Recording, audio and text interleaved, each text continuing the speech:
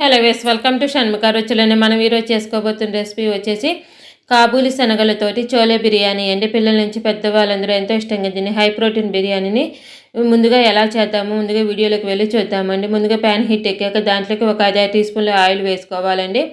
Oil heat ఎక్కాక 1 tea spoon నెయ్యి వేసుకోవాలి. నెయ్యి కూడా వేసుకున్న తర్వాత బిర్యానీ ఆకులు, దాల్చిన చెక్క, యాలకులు అవన్నీ వేసుకోవాలండి.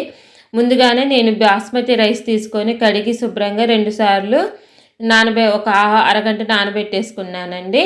నానబెట్టేసుకొని పక్కకు పెట్టేసుకున్నాను. ఇప్పుడు బిర్యానీ దినుసులు కూడా వేసుకుని అవి కొంచెం వేయించుకోవాలండి.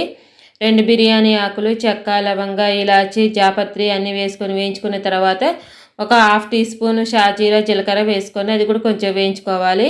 అవి కూడా కొంచెం వేగిని ఎనుకున్న తర్వాత సన్నగా కట్ చేసుకున్న 2 పచ్చిమిరపకాయలు, ఒక పెద్ద ఉల్లిపాయ వేసుకొని అవి కూడా బాగా పచ్చివాసన పోయేంత వరకు వేయించుకోవాలండి. అది 50% వేగింది అనుకున్న తర్వాత అల్లం వెల్లుల్లి పేస్ట్ వేసుకోవాలండి. ఒక హాఫ్ టీ స్పూన్ అల్లం వెల్లుల్లి పేస్ట్ కూడా వేసుకొని అది కూడా పచ్చివాసన పోయేంత వరకు వేయించుకోవాలండి. అల్లం వెల్లుల్లి పేస్ట్ పచ్చివాసన అంత పోయేంత వరకు వేగిన తర్వాత 2 పెద్ద టమాటాలు వేసుకోవాలి. 2 పెద్ద టమాటాలు కూడా వేసుకున్న తర్వాత అందులోకి ఫ్రెష్ పుదీనా, ఫ్రెష్ కొత్తిమీర వేసుకోవాలండి. వేసుకొని అది కూడా కొంచెం ఒక 2-3 నిమిషాలు వేయించుకోవాలండి. మా వీడియో కనుక కొత్తగా చూస్తున్న వాళ్ళు, ఫస్ట్ టైం చూస్తున్న వాళ్ళైతే మా ఛానల్ని సబ్స్క్రైబ్ చేసుకోండి.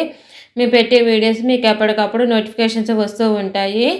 తర్వాత ఫ్రెష్ కొత్తిమీర, పుదీనా కూడా వేసుకున్న తర్వాత ఒక 2-3 నిమిషాలు బాగా వేయించుకోవాలండి. ఒక 2-3 నిమిషాలు బాగా వేగినాయి అనుకున్న తర్వాత ఇప్పుడు మసాలాలు వేసుకోవాలండి.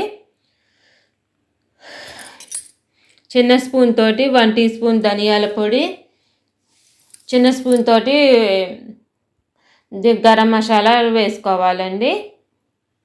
ఓకే, ఇప్పుడు ధనియాల పొడి వేసుకున్న తర్వాత గరం మసాలా కూడా వేసుకోవాలి. గరం మసాలా కూడా వేసుకున్న తర్వాత 1 టీ స్పూన్, ఇప్పుడు తగినంత ఒక హాఫ్ టీ స్పూన్ దాకా కారం వేసుకోవాలి. నేను తీసుకున్న కారము ఘాటు గల్ల కారం కాదండి, సరిపోని ఘాటు ఉన్న కారం, అందుకని కొంచెం కారం ఎక్కువ వేసుకున్నాను, ఒక హాఫ్ టీ స్పూన్. తర్వాత ఈ కారం ఇవన్నీ కలిసేటట్టు బాగా కలుపుకోవాలండి. అంత బాగా కలుపుకున్న తర్వాత ముందుగా నానబెట్టుకున్న శనగలు వేసుకోవాలండి. కాబూలి శనగలు కూడా వేసుకున్న తర్వాత ఒక పావు టీ స్పూన్ పసుపు, ఒక 2 టీ స్పూన్ల దాకా పెరుగు వేసుకోవాలండి. ఒక 2 టీ స్పూన్లు పెరుగు కూడా వేసుకున్న తర్వాత ఎంత బాగా కలిసేటట్టు బాగా కలుపుకోవాలండి. వేసుకున్న శనగలు, పసుపు, పెరుగు అన్నీ కలిసేటట్టు బాగా కలుపుకోవాలి. కలుపుకున్న తర్వాత అప్పుడు ముందుగా ఇవన్నీ ఒకసారి బాగా కలుపుకున్న తర్వాత 1కి 1.5 చొప్పున వాటర్ తీసుకోవాలండి. మీరు దేంతో అయితేను బియ్యం కొలుచుకుంటారో దాంతో 1కి 1.5 వాటర్ తీసుకోవాలండి. సపోజ్ 1 కప్పు వాటర్ బియ్యం తీసుకుంటేను 1కి 1.5 కప్పు నీళ్ళు పోసుకోవాలండి. ఇప్పుడు తగినంత ఉప్పు వేసుకున్న తర్వాత అంతా కలిసేటట్టు బాగా కలుపుకోవాలండి. ఉప్పు కూడా కలిసేటట్టు కలుపుకున్న తర్వాత స్టవ్ హై ఫ్లేమ్లో పెట్టేసి బాగా ఎసరు మరిగించుకోవాలండి. ఎసరంతా బాగా మరిగింది అనుకున్న తర్వాత ముందుగా నానబెట్టేసుకున్న బాస్మతి రైస్ వేసుకోవాలండి. నీళ్ళు వంపేసి పెట్టేసుకున్న తర్వాత ఆ బాస్మతి రైస్ వేసుకున్న తర్వాత మళ్ళీ ఒక 1 టీ స్పూన్ నెయ్యి వేసుకోవాలండి. 1 టీ స్పూన్ నెయ్యి వేసుకున్న తర్వాత ఆ రైస్ అంతా కలిసేటట్టు బాగా కలుపుకోవాలండి.